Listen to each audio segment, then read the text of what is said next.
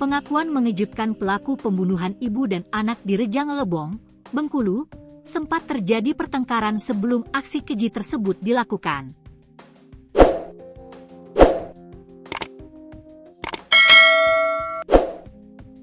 Setelah melakukan pembunuhan, pelaku memilih kabur keluar Bengkulu dan bersembunyi di daerah Jawa Barat.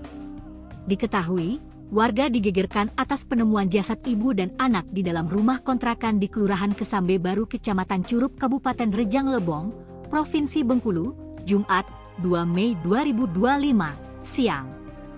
Setelah ditelusuri, akhirnya terungkap jika pelaku pembunuhan adalah suami korban.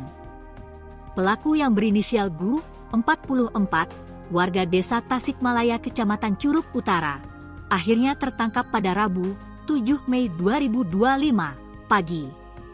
Gu berhasil diamankan di sebuah tempat yang ada di Kabupaten Karawang, Provinsi Jawa Barat, Jabar. Menurut pengakuannya, Gu membunuh istrinya Is Setia, 42, dan anak tirinya Gaidah Marwa Wijaya, 14, karena kesal. Karena saat pertengkaran yang terjadi saat itu, ada perkataan korban yang memicu emosi pelaku meledak. "Kesal, Pak," ucap pelaku.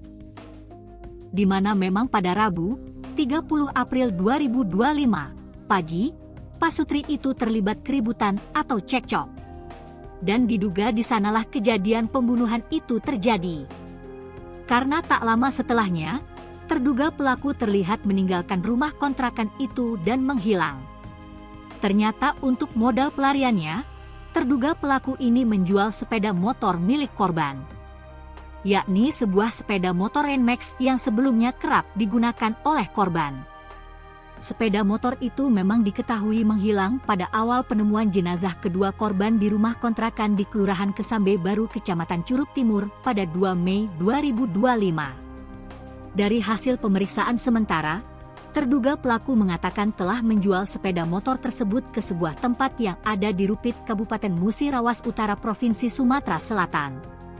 Terkait berapa harga sepeda motor dijual, masih belum diketahui. "Motor dijual, Pak, di daerah Rupit," ungkap Gu. Hasil penjualan sepeda motor itulah yang menjadi modal untuk pelarian pelaku.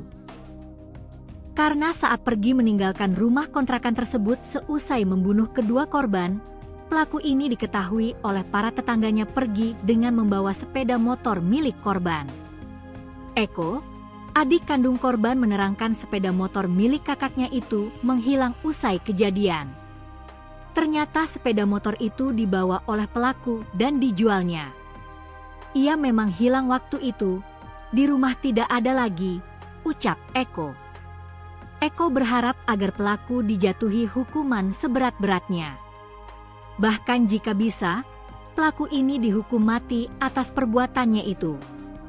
"Kami sangat berharap pelaku dihukum berat. Kalau bisa, dihukum mati. Karena apa yang dia lakukan benar-benar keji dan tak manusiawi," kata Eko. Menurut Eko, tindakan pelaku bukan hanya merenggut nyawa kakaknya dan keponakannya, tetapi juga meninggalkan luka batin mendalam bagi seluruh keluarga. Ia mengatakan bahwa hukuman setimpal adalah bentuk keadilan bagi kedua korban.